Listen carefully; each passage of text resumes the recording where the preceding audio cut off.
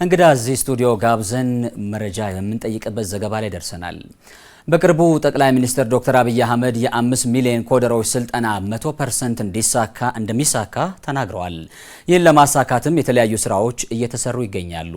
እኛም በኦሮሚያ ክልል በሚገኙ ትምህርት ቤቶች ተማሪዎች ስልጠናውን እንዲወስዱ ለማስቻል ምን እየተሰራ እንደሆነ ለመጠየቅ እዚህ ስቱዲዮአችን እንግዳ ጋብዘናል። እንግዳችን የኦሮሚያ ሳይንስና ቴክኖሎጂ ባለስልጣን ዋና ዳይሬክተር አቶ መኮንን በየነ ናቸው። ከሳቸው ጋር አጠር ያለ ቆይታ አደርጋለሁ። እንኳን ደህና መጡ።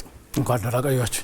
ይመስገን። እንግዲህ ቀደም ብዬም ሳነሳ ነበር፣ ከዛም አስቀድሞ በዚሁ ጉዳይ ላይ ነበር ከጅማ ባልደረባችን ያዘጋጀልን ዜና እየተከታተልን ቆይተናል። እንደው ተማሪዎች ይህንን የኮደር ስልጠናን በትምህርት ቤቶች ውስጥ እንዲወስዱ ከማድረግ አንጻር ባለፉት ጊዜያቶች ይህንን የማመቻቸት ስራ ሲሰራ ነበርና በምን ያህል ትምህርት ቤቶች ነው ይሄ ስራ ሲሰራ የነበረው? እንዴት ነበረ ስራውስ? አመሰግናለሁ። እንግዲህ የኢትዮ ኮደርስ ስልጠና የሶፍትዌር የመስራት አቅምን ሲስተም የማልማት አቅምን የሚገነባ ነው። ይሄ ደግሞ በታላላቆቹ የዓለም ሀብት በተቆጣጠሩ ኩባንያዎች በጣም የሚፈለግ የስራ ዘርፍ ነው። በዚህ ምክንያት የኢትዮጵያ መንግስት ለዚህ በጣም ትልቅ ትኩረት ሰጥቶ ስልጠናው በተለያየ በተበጣጠሰ አንዱ ጋር አቅም ባለው ሌላው ጋር ደግሞ አቅም በጎደለው መልክ የመስጠት ሳይሆን በኦንላይን ቀጥታ ከአሜሪካን ሀገር የሚሰጥ ስልጠና ነው። በአሜሪካን ኮሌጆች የሚሰጥ ስልጠና ነው። ይህንን እድል ፈጥሮታል። እንግዲህ ይህንን ባለፉት አመታት ግንዛቤ የማስጨበጥ ስራ በሰፊው ስንሰራን የቆየ ነው። ወጣቶች፣ ተማሪዎች እንዲሁም ማንኛውም ግለሰብ በእጁ በዚህ ዘመን ሞባይል ፎን አለ፣ በእጁ የእጅ ስልክ አለ፣ እንዲሁም ደግሞ ላፕቶፖች አሉ፣ ዴስክቶፕ ኮምፒውተሮችም አሉ። እነኚህ መሳሪያዎች እነኚህ የቴክኖሎጂ መሳሪያዎች ለብዙ ነገር ጥቅም ላይ ይውላሉ። ተጨማሪ ፋይዳ እንዲሰጡ ተጨማሪ ጥቅም እንዲሰጡ ደግሞ ይሄ እድል ለአገር ተከፍቷል ማለት ነው። ስለዚህ ይህንን እድል እንዲያውቁ በሰፊው ግንዛቤ መስጠት አስፈላጊ ስለነበረ ይህንን በሰፊው ስንሰራ ነበር። የመደበኛ ሚዲያውንም ተጠቅመን ማህበራዊ ሚዲያዎችንም ተጠቅመን ወጣቶች እንዲነቃቁና ይህንን እድል እንዳያባክኑ እንዲጠቀሙበት ሰፊ የማስተዋወቅ ስራ ስንሰራን የቆየ ነው። በዚሁም መሰረት በግለሰብ እጅ ያለ የእጅ ስልክና ላፕቶፖች ለዚህ አገልግሎት ለዚህ ጥቅም በሰፊው እንዲውሉ ሆኗል። በዚሁም መሰረት ወደ 190 ሺህ የሚሆኑ ተማሪዎች ይህንን እድል ተጠቅመውበታል። በእጃቸው ያለ ስልክ፣ በእጃቸው ያለ ላፕቶፕ እንዲሁም ደግሞ በቤታቸው ያለ ዴስክቶፕ ኮምፒውተር ለጥቅም ውሏል ማለት ነው። ስለዚህ የማስተዋወቁ ስራ ነው በሰፊው ሲሰራ የነበረው። የግንዛቤ ስራውም አመራሩ ትኩረት እንዲሰጥ፣ በከተሞች ያለ አመራር ትኩረት እንዲሰጥ፣ በወረዳ ያለ አመራር ትኩረት እንዲሰጥ፣ በቀጣይ ለሚሰሩ ስራዎች ራሱን እንዲያዘጋጅ፣ በቀጣይ ሰፊ ስራ ነው የሚሰራው። አሁን የጠቀስናቸው 190 ሺህ የሚሆኑት እውነት ለመናገር በራሳቸው እጅ ባለ ላፕቶፕና ስማርትፎን ወይም የእጅ ስልክ ነው በሰፊው ሲሰሩ የነበረው ማለት ይቻላል። በቀጣይ ግን ከ1000 በላይ ሁለተኛ ደረጃ ትምህርት ቤቶች አሉ። እነኚህ ትምህርት ቤቶች ላቦራቶሪ ያላቸው ኮምፒውተሮች አሏቸው። አሁን በተንቀሳቃሽ ምስል ሲታይም እንደነበረው አንዳንድ ትምህርት ቤቶች ይህንን ተግባራዊ እያደረጉ ይገኛሉ። አብዛኛው ትምህርት ቤት ግን ወደዚህ ደረጃ አልገባም። ስለዚህ በቀጣይ 1000 እና ከዛ በላይ የሚሆኑ የትምህርት ቤት ላቦራቶሪዎች የሁለተኛ ደረጃ ትምህርት ቤት ላቦራቶሪዎች ለዚህ አገልግሎት መዋል ስላለባቸው ይህንን ዝግጅት እንዲያደርጉ የመቀስቀስ ስራ በሰፊው ሲሰራ የነበረ መሆኑ ነው ማለት ነው ያለው።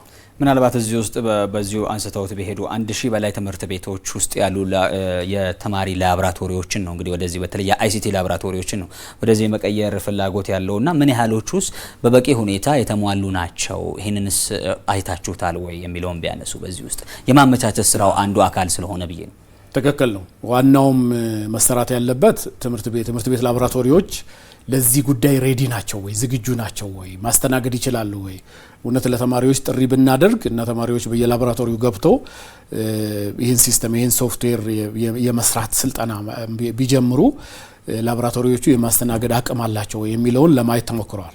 በዚሁ መሰረት አብዛኞቹ ኢንተርኔት ቢኖራቸውም በቂ እንዳልሆነ ተለይቷል። እንዲሁም ደግሞ ኮምፒውተሮቹም ለመስራት ዴስክቶፕ ኮምፒውተሮች ናቸው ያሉት።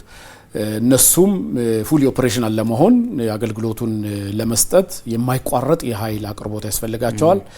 ከዚህ ጋር ተያይዞ በላቦራቶሪ ውስጥ የሚያስፈልጉ እንደ ዩፒኤስ ፓወር እንዳይቋረጥ የሚያደርጉ እቃዎች መሟላት እንዳለባቸው ያየንበት እና ኢንተርኔት አፕግሬድ መደረግ እንዳለበት ስስሩ ሰፋ ተደርጎ በማይቋረጥበት ሁኔታ ማስተናገድ እንዳለበት ጥናቱ የሚያሳይ ስለሆነ የዝግጅት ስራው ተጠናቋል ማለት ይቻላል። እዚሁ ጋራ ምናልባት ይሄ ጉዳይ በጀትም የሚፈልግ ጉዳይ ሆኖ ይመጣል። ምክንያቱም እርስዎ እንዳነሱትም የዩፒኤሶችን የማዘጋጀት አንዳንድ ወረዳዎች ላይ የኢንተርኔት ኮኔክቲቪቲም ጉዳዮች አብሮ ተያይዞ ሊነሱ ይችላሉና እነዚህ ትምህርት ቤቶች በከተሞች ላይ ብቻ የሚገኙ ባለመሆናቸው ምክንያትና ከበጀት ጋር በተያያዘ ይህንን ጉዳይ በበጀት የመደገፉ ስራስ በዚህ ውስጥ የተያያዘ ነገር ካለ? ትክክል ነው። አሁን የአመራሩ በዚህ ስራ ውስጥ እንዲገባ የተፈለገበት ምክንያት ድጋፍ የሚፈልጉ በጀት የሚፈልጉ ስራዎች እንዳሉ በጥናቱ በመለየቱ ነው። በእርግጥ በከተሞች አመራር በወረዳ አስተዳደር ብቻ የሚሰራ ጉዳይ አይደለም። እንደ አገርም ኢትዮ ቴሌኮም ትልቁን ድርሻ ይዛል። በየወረዳዎቹ ወደ 400 እና ከዛ በላይ የሚሆኑ በክልላችን ያሉ ወረዳዎችም የፎርጂ ኔትወርክ ኢንተርኔቱ የሚመጣው በዛ በኩል ስለሆነ የፎርጂ እንዲሁም አንዳንድ ከተሞች ደግሞ የ5G ኔትወርክ የማስፋፋት ስራ በሰፊው ሲሰራ ነው የነበረውና ፓወር እንዳልነው በየላቦራቶሪው በየሁለተኛ ደረጃ ትምህርት ቤት የኮምፒውተር ላቦራቶሪዎች ውስጥ ያለውን የኤሌክትሮኒክስ እቃ የማሟላት ስራ የከተማ አስተዳደሩና እኛ በክልል ደረጃ የምንሰራ ሆነው የኢንተርኔት ከቨሬጁን የማስፋት ስራ ደግሞ ሽፋኑን የማስፋት ስራ በኢትዮ ቴሌኮም በኩል በሰፊው ባለፉት አመታት ውስጥ ሲሰራ የነበረ ነው ማለት ነው። እዚሁ ጋራ መነሳት ያለበት ተማሪዎች ብቻ አይደሉም በዚህ ስልጠና ውስጥ ወይም ይህንን የኮዲንግ ስልጠናውን መውሰድ ያለባቸውና ሁሉም ሊወስዱ ይገባልና በተለይ ሰራተኞች የመንግስት ሰራተኞችና በሌሎችም ተቋማት ውስጥ የሚሰሩ ሰራተኞችስ በዚህ የእቅዳችሁ አካል አድርጋችሁ እየሰራችሁ ነው ወይ?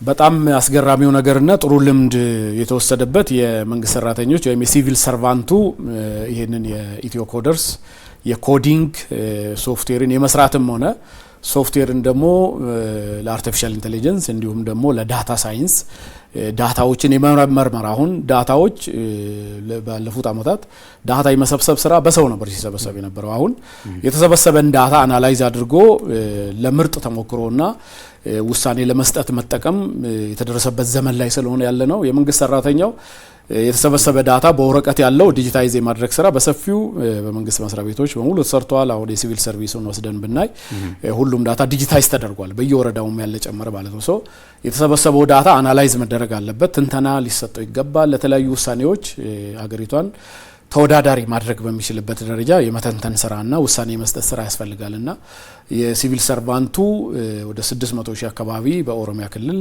የመንግስት ሰራተኞች አሉ። ከነሱ ውስጥ 580 ሺህ እና ከዛ በላይ የሚሆኑት ስልጠናውን ወስደዋል። ይሄ ማለት 95 ከ195 እጅ የሚሆነው ይሄን ስልጠና ወስዶታል። ይሄ በጣም የሚያስገርም ቁጥር ነው እውነት ለመናገር። በእርግጥ ምንድነው ኮምፒውተሮች በየመንግስት መስሪያ ቤቱ አሉ። ነገር ግን የመንግስት ሰራተኛውን ዝግጁነት ይፈልግ ስለነበርና የአመራር ቁርጠኝነት ተከታትሎ የመገምገምና የማስፈጸም ስራ ይፈልግ ስለነበረ ይሄ ተሰርቶ ለትምህርት ቤቶች ምርጥ ተሞክሮ የሚሆነው ስራ ተጠናቋል ማለት ይቻላል።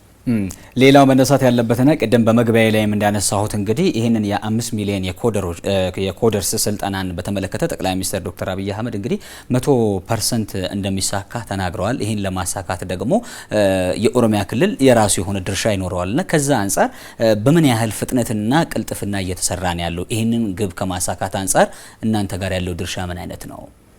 ትክክል ነው። እንግዲህ ከኢትዮጵያ ውስጥ ከታቀደው 5 ሚሊዮን ኮደሮችን የማሰልጠን ስራ በኦሮሚያ ክልል ወደ 1.3 አካባቢ ሚሊዮን 1.3 ሚሊዮን ኮደሮችን የማሰልጠን ስራ ነው ታቅዶ እየተሰራ ያለው። እንዳልኩት ፐብሊክ ሰርቫንቱ ጋር የመንግስት ሰራተኞች ጋር ወደ ሙሉ ቁጥር የሚጠጋ ተሰርቷል።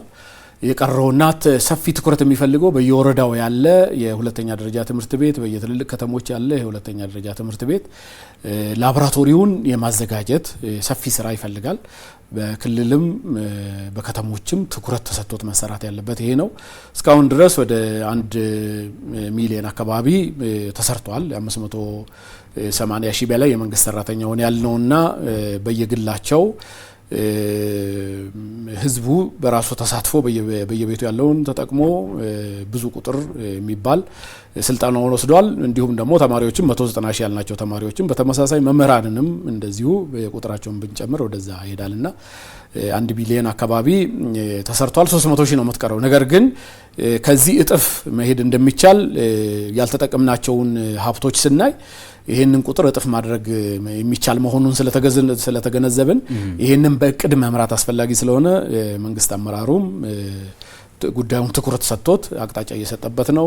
በእቅድም እየተመራ ስለሆነ ሰፊ ቁጥር ማስመዝገብ የሚቻልበት ዝግጅት ላይ ነው ያለነው ማለት ይቻላል። አቶ መኮንን በየነ እዚህ ስቱዲዮአችን ተገኝተው ለሰጡን መረጃና ማብራሪያ እጅግ አድርጌ ነው የማመሰግነው። አመሰግናለሁ። መልካም ቀን ይሁንልዎት።